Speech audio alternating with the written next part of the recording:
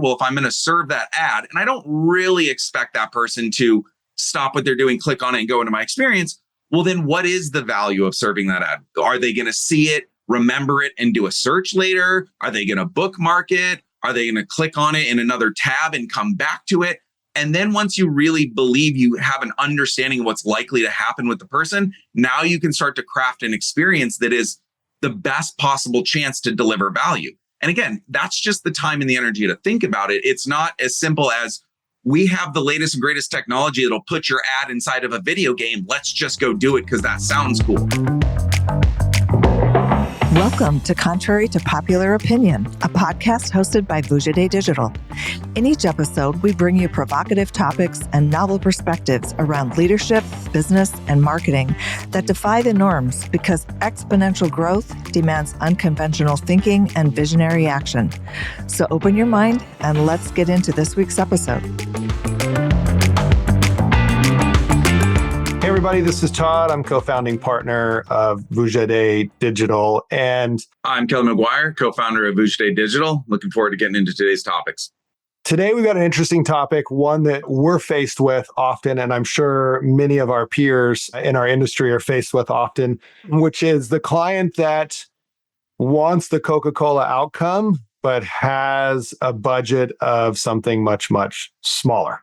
And we as agencies are often tasked with trying to figure out some creative solution that's going to allow us to do something magical with not a lot. And on the media side of the business, where I think we can speak most specifically, often comes down to brands just simply not having enough money. No one ever really has enough money to accomplish what they think they want to accomplish. But there is generally a pretty big gap at times between what the strategy and the desires are and what media can actually accomplish. So we're going to talk about that today. Kelly, this is a question you are faced with, I don't know, maybe monthly or even weekly at times. To paraphrase, and we'll jump into some specific topics, but to paraphrase, in general, the biggest challenge that you think brands face when they come to us or come to any agency partner and say, I want to launch this, or we have a mature brand and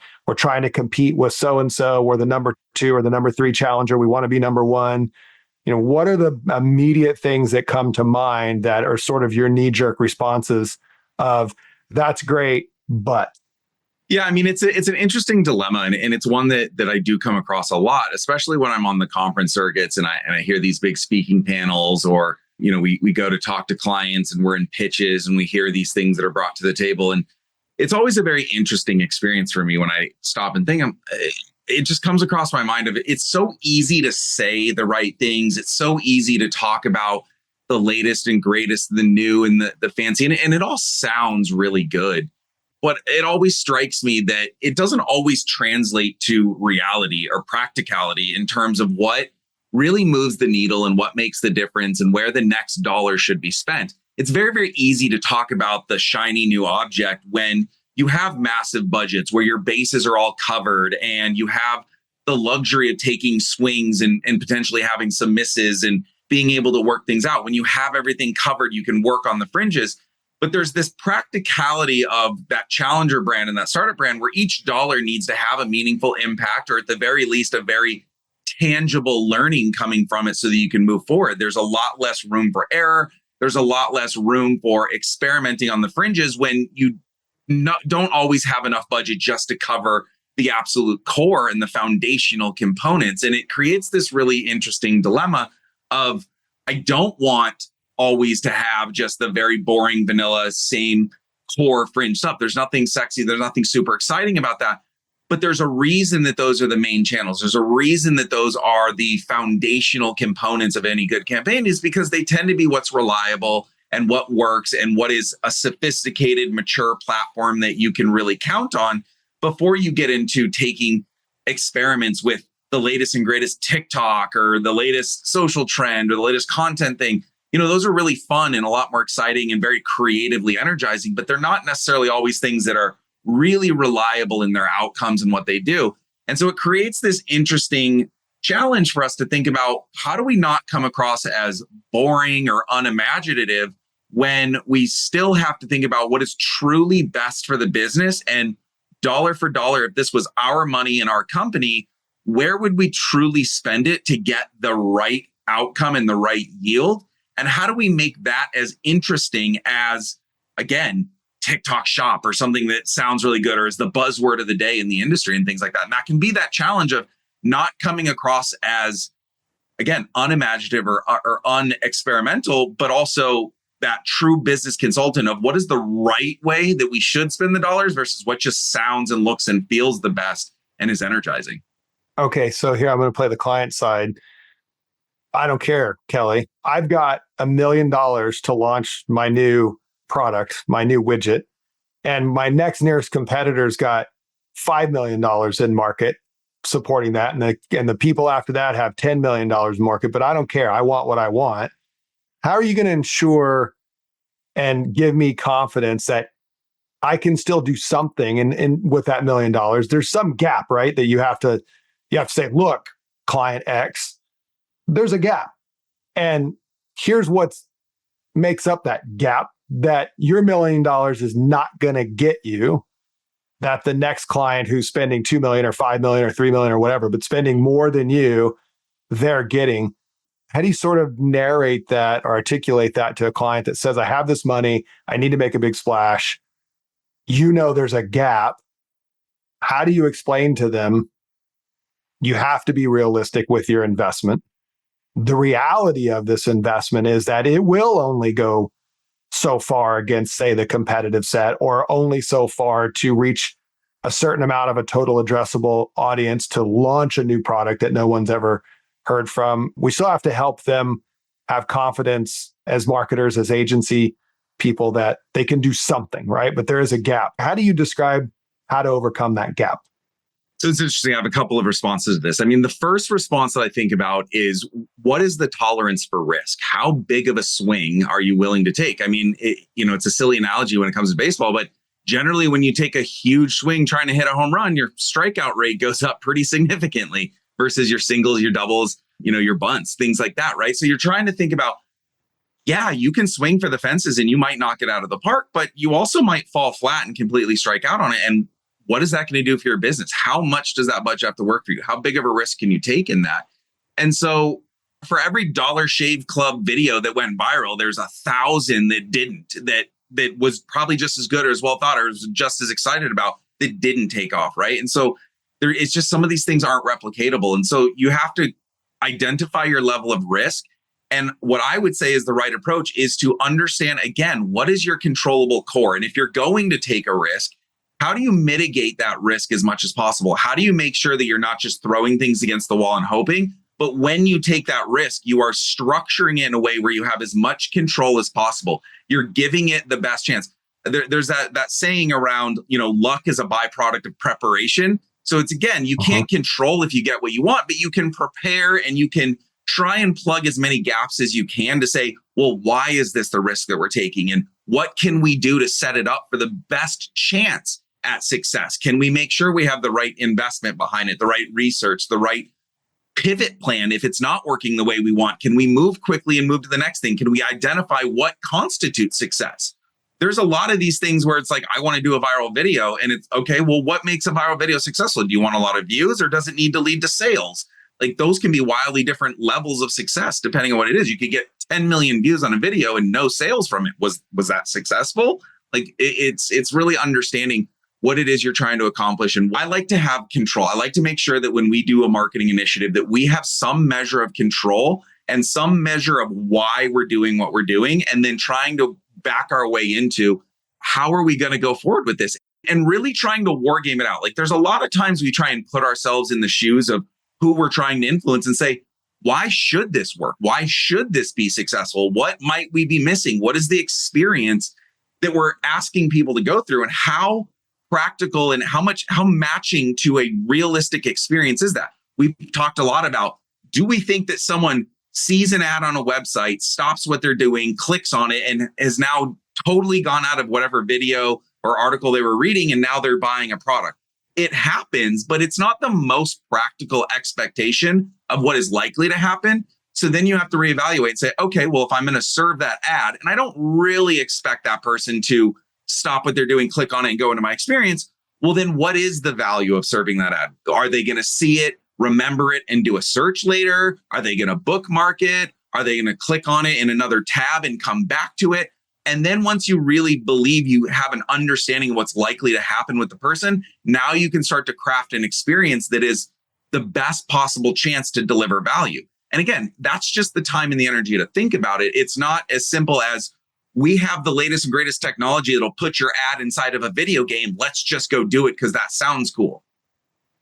Yeah, well, I don't care, Kelly. I have my budget. Can you just make poof syndrome happen and just make it happen, right? It's risks, right? We can do a VR ad. We can do an Oculus ad. We can put you on, the latest Apple headset. Sure, but is that the right use of your dollars? Is it the right use of your next dollars?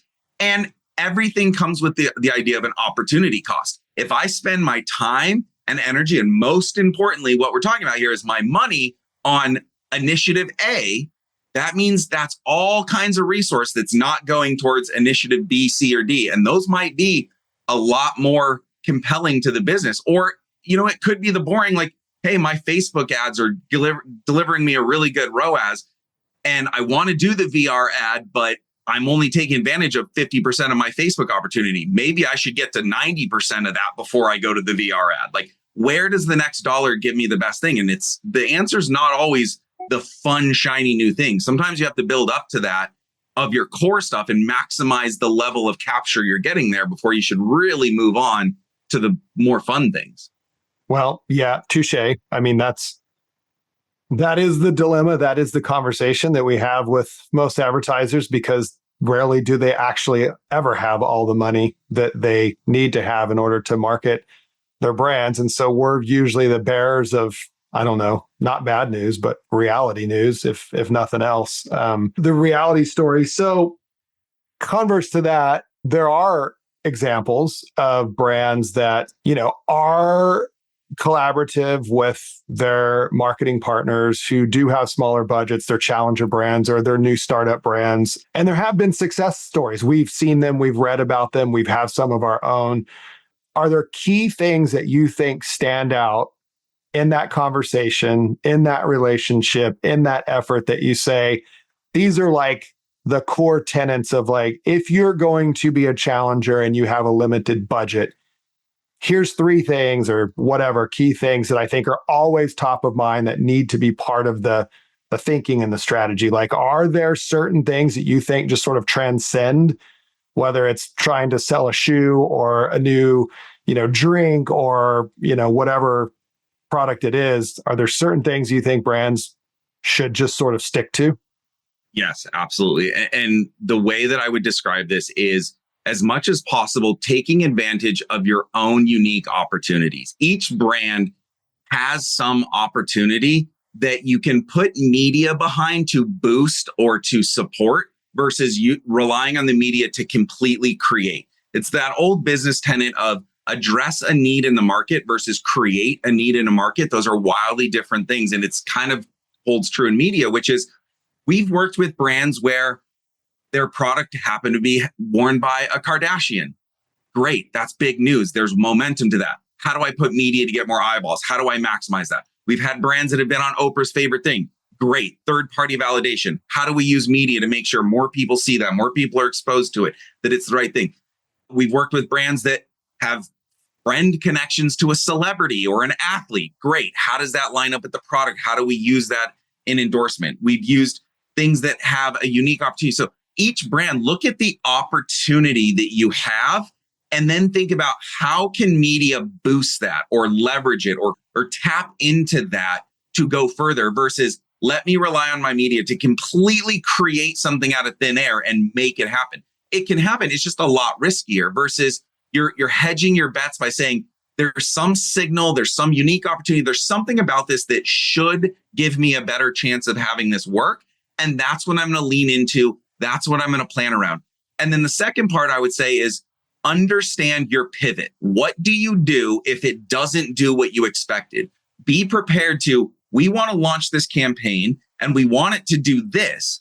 But if it doesn't, how long am I going to wait until I decide it's not doing what I want? And what am I going to do to make sure that it's not totally lost, that I have a next thing or I have the next plan in place? Be ready and anticipate failure or less than ideal circumstances and know what that next step is so that, again, you're not scrambling and caught off guard.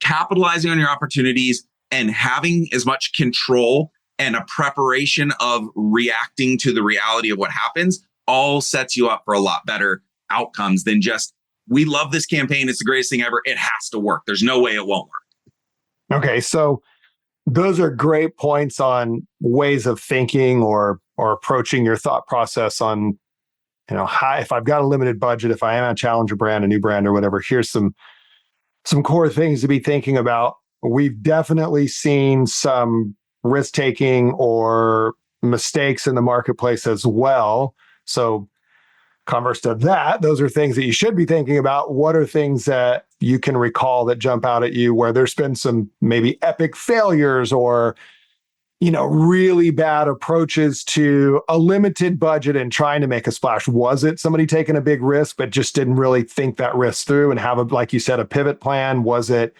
just spending the money in an inefficient way? Was it, a tactical error? Was it a data, an analytics error? So you mentioned some things that a marketer should be thinking about. What things should we be thinking about avoiding? So there's two things that come to mind. One is, and I suffer from this from my own ideas and projects that I've gone through, is you fall in love with your own story and your own product and your own reality. And obviously you're doing what you're doing as a business owner for a reason and you believe in it. And it can be really, really difficult to look at it from an alternative point of view and to really analyze it appropriately and say, well, why wouldn't someone pay attention? Why wouldn't this solve it? You start to think about it, you're like, all someone has to know is that this exists and they're going to be in love with it. But you're not thinking about that person doesn't know you, doesn't care about you, has a million people shouting the same thing at them. It's hard to break through. And so it's really hard to take yourself out of course, once they see my product, they're going to go to my website and they're going to buy it. It's amazing. We've had this debate a million times over, is you have to match the consumer in the way that they are actually interacting, which sometimes means you got to start on Amazon because that's where they're spending money and time and they're going to add it to their cart and they get free shipping versus expecting them to buy it on your own direct to consumer website right away, where you're a brand new website, an unknown brand. It's a whole new process of putting in your credit card. You can't buy anything else. It's a singular purchase. If you take your own experience out of it and you plug in some other brand, you're like, you would easily see, yeah, I'm asking a lot of someone to go to this website and buy this unknown product singularly in an entire experience. But when you're doing it yourself, you're like, everyone's going to do that. I have the best product. Of course they're going to. So it's being realistic about what you're expecting and asking out of people, expecting them to spend a lot of time researching your brand and product and learning about it and understanding its differentiators and why it's better than the competitors or why they need it. Like, people aren't doing that inherently. It's very, very hard and costly to get people to put that kind of investment into your product. But a lot of owners, and again, I suffer from this myself, are like, this is obvious. Of course they're going to see it. They're going to know it. But it's hard to understand that it's not as simple as that. So that's one pitfall that comes to mind. The other one that comes to mind is not looking at the possible negative outcomes. We've worked with a lot of personalities where, yeah, it's a big, recognizable, great name, but there's another side to that. The internet is what it is. And there's, for every good, positive interaction with a certain personality and group, there's just another side of trolls and haters on that side that comes with its own problem. And that's exacerbated by the social interaction and the engagement side of things. And knowing what you're aligning your brand with and what those outcomes and what the PR elements are of it, and knowing really how much value and how much an endorsement or a backing means. Most of the time, it means a lot more to just recognition, getting someone to stop scrolling because it's a face they know, versus saying, well, if it's good for that person, then it's got to be good. Like, I don't know that you always necessarily get that credibility of the product from the person. What you get is recognition and, maybe a couple extra seconds of pause to get your message across because it's something that's recognizable. So again, it's being realistic of what you're expecting of the consumer to do and not over expecting the outcomes and not being prepared if it doesn't go the way you necessarily expected it to. If you're using an endorsement, you're like, everyone's going to buy it because this is being endorsed by celebrity X, but you get a lot of traffic and not a lot of conversion, not throwing your hands up being like, why isn't this working? But saying, okay, well, I'm getting a lot of traffic. Why isn't it converting? What am I missing? How can I take advantage of the retargeting pool? Or how can I follow up? Or how can I change my value proposition so that I'm not just getting attention, but I'm getting believability? But again, this is just the time of analyzing what's really happening. What levers do we have control over, and being prepared to actually pull them. Yeah. So speaking of analyzing, let's talk data and analytics. Okay. So every client's got a budget, they've got a product or service, they're trying to put media impressions out there to convince a buyer to buy, right? Even in limited budget scenarios, there's usually the presence of pretty ample data and pretty capable analytics. Obviously, the more money you spend, the more data or data opportunities are created. So can you talk a little bit about the limitations of smaller budgets and what a lot of these data tools out there, for example, media mix modeling tools, are inherently expensive? They're getting cheaper. It's making some things more efficient and cheaper. But generally speaking, these smaller campaigns, smaller funded campaigns have challenges relative to the types of data and analytics that can be created versus big budgets when you're just creating massive amounts of data and you can slice and dice it, 6 ways a Sunday with all kinds of technology. What should the smaller investing brand be thinking about in terms of data and analytics if they can't buy all the fancy tools out there? Yeah, that's probably one of the things that frustrates me the most when I hear about it, because the reality that these tools and these models they're just that. They're data exercises and they are models, and they rely on large data sets to reach the level of significance to be reliable. There's a lot of blind spots that people forget about. I mean, Apple phones don't collect information and data. There's opt-outs, the cookies going away. There's all these gaps that exist. And it's conveniently not thought about when you're like, okay, I'm going to measure and attribute and do these types of things. And it's so easy for a big brand to talk about you should be doing this and do all these models. It's like, yeah, you have hundreds of millions of records with, the ability to develop cohorts and slices and really hit that confidence. If you're talking about a smaller brand that's either getting started or doesn't have a huge amount of budget or time in market, those data sets just don't allow that level of manipulation and analysis to the same level of confidence and simplicity. And then you layer in the fact that it is a heavy lift and often very expensive to put either the manpowers or the actual tooling in place to be able to do that type of analysis.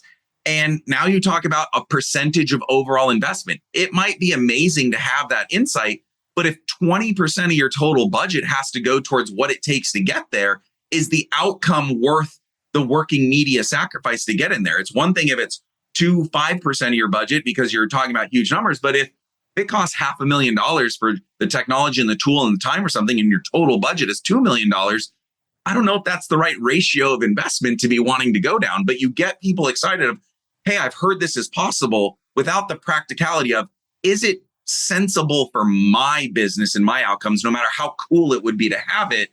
Am I at the level of maturity or point where that is the right next dollar to spend? Or is it cool for the sake of cool when my dollars aren't ready for that yet?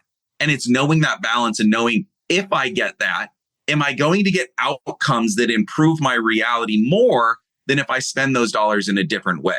And again, this is resource allocation and balancing, that it takes that business acumen versus just, I've got a shiny tool, I'm going to sell it to you because it sounds great. It's really thinking about each piece in a bigger picture. And that's that consulting side of things that you need your partners to come to the table with, not just saying, what could we do, but also presenting a case of what should we do and in what order of priority and what timeline. So a sidebar question to this topic, based on what you were just saying, something that we see often, and I know other agencies that I know would say the same thing. In fact, we probably all say the same thing about each other in the agency business. How in the world does the CMO or the director of marketing for maybe a small startup brand or challenger brand, look, they don't know what you know. They don't spend their working life's passion digging under the hood of all these technology platforms and tools and models and really get, their sleeves rolled up to understand exactly how they work, what is required for them to work effectively, so on and so forth. But yet you put an RFP out, you get 3 agencies to come tell you how they're going to solve your business problem. 2 of the agencies talk about proprietary this or proprietary that, and that's their secret sauce. And one agency talks about, here's all the data and technology we're going to deploy. Again, maybe knowing in their mind the budget that the client has is never going to be enough to adequately fund successful outcomes with those products. And then you get another agency that says, yeah, none of that's really possible with your budget, but here's what we can do. If you're the marketer, your job's on the line to pick the best agency. One's telling you the world's possible, one's telling you, the other part of the world's possible, and another one's telling you, yeah, none of that's possible, but here's what you can do. Could you, I guess, in a way, opine about, if I'm a marketer and I'm getting pitched on all these shiny bells and whistles, and I know what my budget is, and I think everybody should love my product as much as I do, the realities are probably different as you would see them. What might you say if you could say to a marketer, if you were sitting next to them in an agency review, how do they know? How do they actually know what's real, realistic, not real? How do they know? Do you have any thoughts or suggestions on how you could tell somebody, hey, here's how you should vet these things out so that you actually know if what you're being pitched is actually attainable, achievable, realistic, fundable, within budget, so on and so forth? Because my fear is that most of these situations are a lot of things get promised that are never possible to execute. Yeah, it's not a perfect answer. I think it's not unlike what's become more and more a gamble of interviewing and hiring a person to work for you. How do you know that person isn't telling you what you want to hear and interviewing right and telling you all the right things, and then they come in and they're not what they interviewed? Like, there's an inherent risk of that. I think, you have to trust your gut. You have to believe in who's really going to be spending the time on my business. Am I hearing everything I want to hear from a new business salesperson who can say whatever they want because they're not ultimately responsible after you sign the dotted line of what's actually going to happen? They're just going to toss that off to a team that says, this is what I promised. Hopefully you figure it out, right? Do you know who's going to be spending time on your business? Do you know what the business structure is around spending time on your business? Is a company inherently incentivized to cut corners because every hour saved or every level of talent on lower salary applied is more profit off of your business? Is the only way a company can make more money off of you is by cutting corners and saving money in other ways to your detriment? Or are you aligned in a partnership where you do better, they do better, and there's growth and there's alignment and there's rationale and reason to bring that next thing to the table? This is why so often we find these experiences where, an agency starts out really, really strong with the client, gets comfortable, things go well, things kind of go on autopilot for a while. Then there's a threat to the business. And then all of a sudden you see everyone come back in to save it again, right? Because again, I'm working to not lose the business versus I'm working to do what's best for the business. And that's going to be a personal motivation. That's going to be the human beings that are coming to the table and saying, I have responsibility or maybe shared upside of this, or I have some reason to give it my all when this is a client and I don't necessarily own the agency. Like you have to believe that there's a structure in place where the people are truly going to come to the table for the right reasons and the right environments. And you have to get that feel in the room. You have to understand the business structure. You have to basically think about what is the process and methodology? What's the motivation behind the people that want to work with me? And is there anything other than this is revenue that I need to extract profit from? And if I land this client, it means X amount of dollars in my pocket and I can move on to the next one. It's a hard balance. It's why I think larger agencies are a struggle, because it's too easy as a really talented employee in a big agency to get lost in the shuffle. You get too good at what you do on the platform, and then you're going to get hired and you're no longer pulling the levers, or you're going to get poached away and then you have to backfill. And it's really, I would imagine it'd be really hard to work in a bigger agency unless you are one of their top 3 clients where you are going to get all of the attention. If you're not in that top 3 in a big agency, I mean, imagine what happens when the big client that's above you has a fire drill. if your resources can help that fire drill, you're losing them for that period of time, right? Like you just cannot be the priority. So if it was me picking an agency, I would want to know the people that I'm truly going to work with day in and day out. I'd want to understand the structure of the company and why they do things and how they come to the table and how they've set something up to truly have my best interest in heart. I'd want to make sure that there's a way for them to profit off of me other than just cutting corners, but actually if they do better work for me, there's a way for them to benefit from that, to give them a reason to do it. And I would ultimately want to know that I am a priority to them, that my business is going to make a difference in their reality enough so that if it's not going well, I'm going to get the attention and the care versus we'll just get another client to replace them if they decide to leave.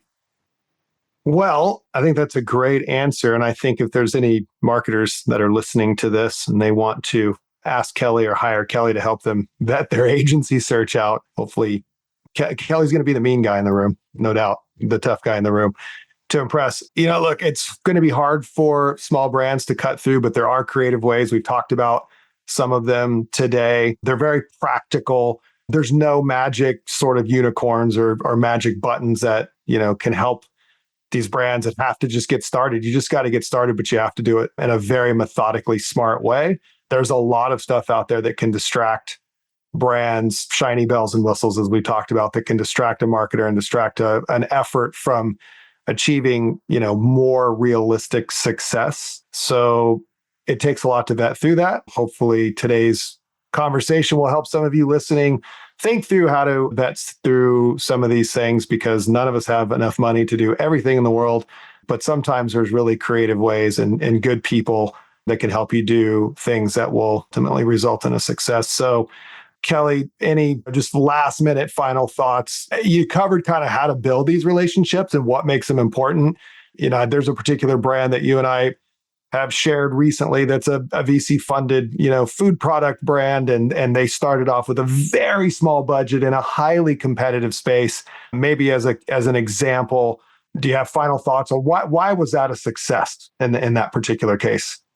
Yeah, I think it's a perfect example to close on, which is, we didn't know necessarily what was going to work, but we knew what the resources were. We had a really good, strong working relationship, and we ideated. We had motivation for them to succeed, and we had upside if they did, and we could put the hours in it. And we've literally had conversations with them about, hey, I'm going to throw out a promotional idea, and I don't even know if operationally you can do it, but it's going to start the ball rolling. Let's talk about, what if we did this? What if we did a giveaway? What if we did a celebrity endorsement? What if we did a sweepstakes? What if we did user-generated content?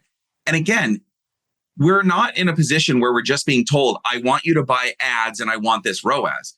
We're being told, you're my media agency partner and we need to achieve X. Let's talk about what that looks like. Let's have a conversation. And we know that if we put the time and the energy in and we make the right asks, and the client knows if they listen to us and work with us, we're going to get to whatever the best possible outcome is. Maybe not everything's teed up for a home run, but we're at least work in that direction. It's about that trust and that communication. And for me, I think it's about the aligned motivations. I always say to our teams, the one thing that is most important to me is if we ever lose a client or stop working with a client, it is critical for me to know that we did everything that we could to think about, to get creative, to think outside the box, to really service that client and give them everything they needed and tried everything.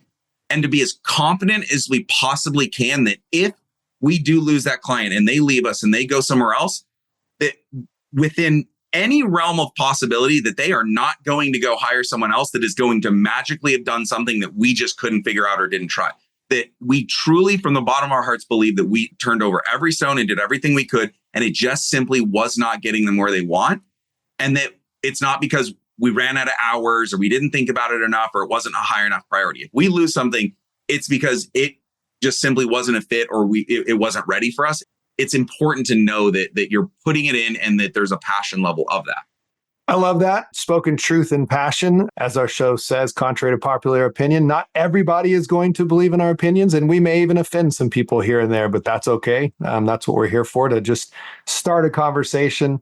I think today we ended up in a place where I love being, which is relationships based on trust and collaboration and communication, generally are the ones that are going to yield the best outcomes. So let's end there and hope that all business relationships can live on in that existence, and we'll all be happier and better people as a result. So thanks, Kelly, once again. We'll talk soon on our next show. Thanks very much. Thanks, everyone. Thanks for listening to Contrary to Popular Opinion, where we challenge you to think independently, push the limits, and take uncommon action so you can achieve game-changing results in your business and your life. To stay up to date with our latest episodes, be sure to click the follow or subscribe button now. Thanks again for listening. See you next time.